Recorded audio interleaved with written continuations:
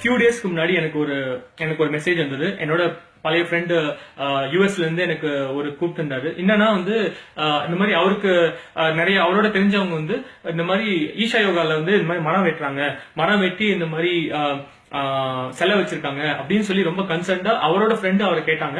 So அந்த message எனக்கு forward பண்ணி என்கிட்ட கேட்டா, இந்த மாதிரி நம்ம எல்லாம் கேட்கறாங்க எல்லாரும் மீடியாவை பார்த்துட்டு.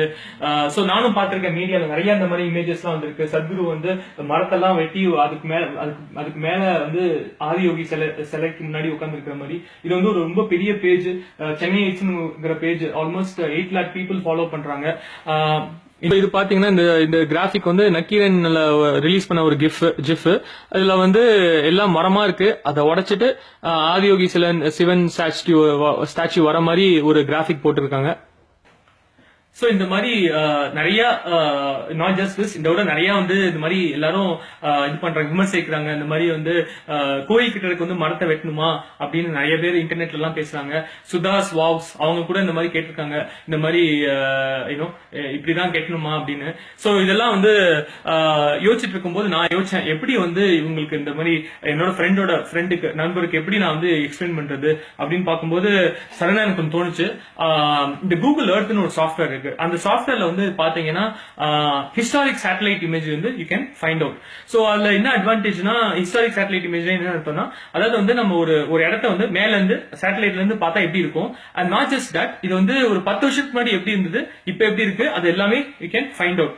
So I thought I wanted to do that for the place where Adiyogi statue was created. So அது வந்து I wanted to quickly do it with you. I'm just going to open that software. இதை open பண்ணிட்டு first முதல்ல வந்து ashram, we can focus on ashram, Isha yoga centre Coimbatore. So அது search பண்ணீங்கன்னா first இது வந்து ஆஷ்ரம் கொண்டு போய் காமிக்கும், எப்படி மேல இருந்து எப்படி தெரியுதுன்னு. எங்கப்பா ஆஷ்ரம்? ஸோ இதுதான் ஆஷ்ரம். ஸோ இது வந்து current இமேஜிங்க. So as of now, this is how it looks. But within ashram, I want to see the Adiyogi statue. இது வந்து somebody had actually tagged it. So actually நீங்களா வந்து lat long லாம் போட தேவையில்ல, ஆட்டோமேட்டிக்கா வந்து Adiyogi statue is already been tagged. So இதான் வந்து current location for Adiyogi statue. இந்த சாஃப்ட்வேர்ல ஒரு நல்ல விஷயம் என்னன்னா, இதுல வந்து வியூல போய் நீங்க வந்து ஹிஸ்டாரிக்கல் இமேஜிங் செலக்ட் பண்ணீங்கன்னா இதுல இந்த மாதிரி ஒரு ஸ்லைடர் வரும். ஸோ இந்த ஸ்லைடர்ல அட்வான்டேஜ் என்னன்னா, you can get the image corresponding to the date. இப்போ latest image for this particular location is basically 31st of January 2016. So as of 31st January இதுதான் இமேஜிங்க. ஸோ இதுல வந்து at that point in time obviously Adiyogi statue இருந்திருக்காது. But ஏதோ ஒரு construction zone மாதிரி இருக்கு, அது என்னன்னு தெரியல. பட் அலிகேஷன் என்னன்னா, இது வந்து ஒரு ஃபாரஸ்ட் லேண்டு அப்படின்னு சொன்னாங்க. இதெல்லாம் மரத்தெல்லாம் வெட்டிட்டு இந்த மாதிரி கெட்டுறாங்க அப்படின்னு எல்லா நியூஸ்லயும் வந்தது. ஸோ அது கிளியரா இல்லைன்னு புரியுது. ஏன்னா வந்து இது எல்லாமே சுத்தி இருக்கிற இடம் எல்லாமே அக்ரிகல்ச்சரல் லேண்ட் தான். இது வந்து கொஞ்சம் ஒரு ஃபியூ இயர்ஸ்க்கு முன்னாடி எப்படி இருக்குன்னு பார்க்கலாமே.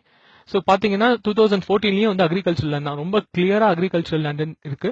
அப்புறம் வந்து இன்னும் கொஞ்சம் தள்ளி 2013, 2012, 2011 வேற கிராப்ஸ் வச்சிருக்காங்க. ஸோ அது மாதிரி டிஃப்ரெண்ட் இமேஜஸ் வந்திருக்கு.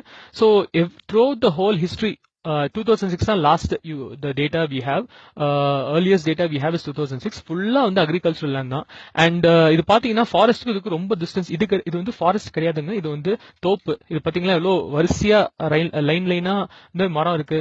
ஸோ இது வந்து ஃபாரஸ்ட் கிடையாது, இது வந்து தோப்பு. ஃபாரஸ்ட் வந்து இங்கதான் ஃபாரஸ்ட் ஆரம்பிக்குதுங்க.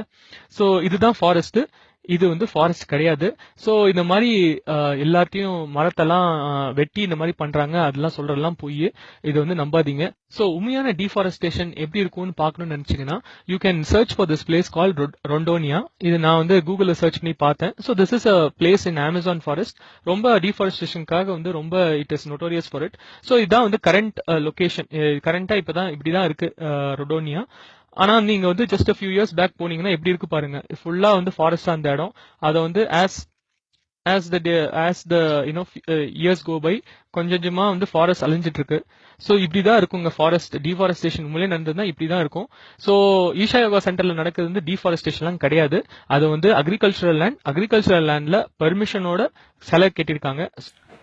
ஸோ பாத்தீங்கன்னா கிளியரா வந்து அக்ரிகல்ச்சரல் லேண்ட்ல வந்து பண்ணிருக்காங்க. ஃபாரஸ்ட்லாம் இல்ல அந்த இடத்துல, ஃபாரஸ்ட்லாம் வெட்டாம ஃபாரஸ்ட் டிஸ்டர்ப் பண்ணாம செலவு வச்சிருக்காங்க.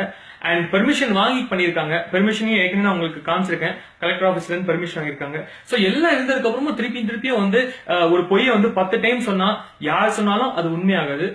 சோ இதனால என்னங்க, என்ன ஒரு மரமும் வெட்டலையா, ஒரு தப்பும் பண்ணலையா, எல்லாமே பெர்ஃபெக்டா நடக்குதா? அப்படிலாம் கிடையாதுங்க.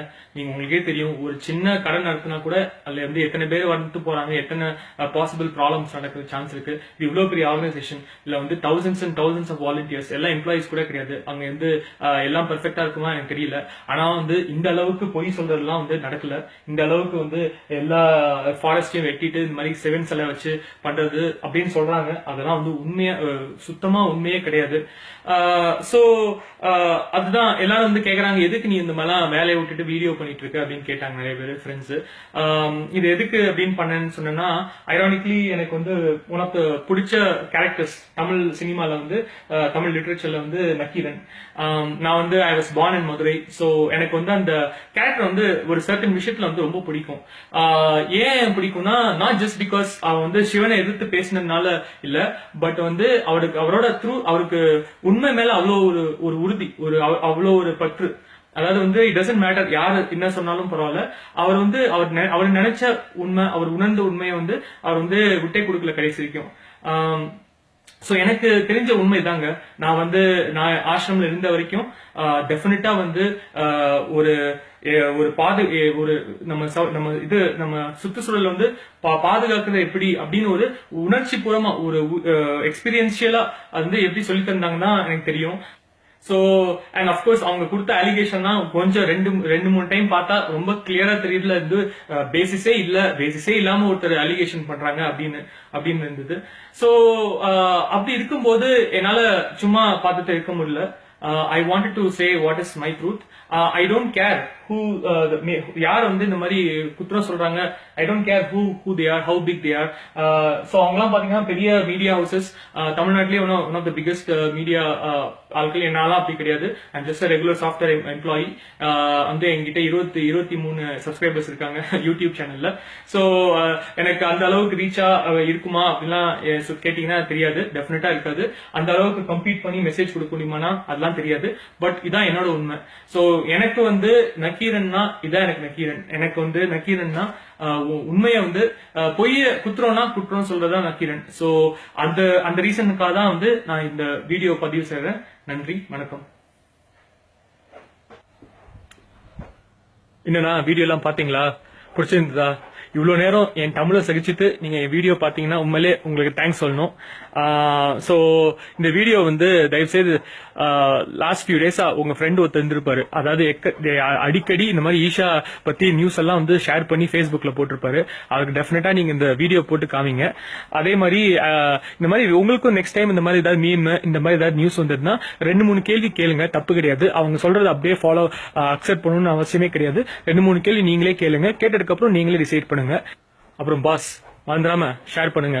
செல்ஃபிலாம் எடுத்து ஷேர் பண்றீங்க, ஸ்டேட்டஸ் மெசேஜ் எல்லாம் போறீங்க, இதுவும் ஷேர் பண்ணுங்க. சரிங்களா? தேங்க்யூ.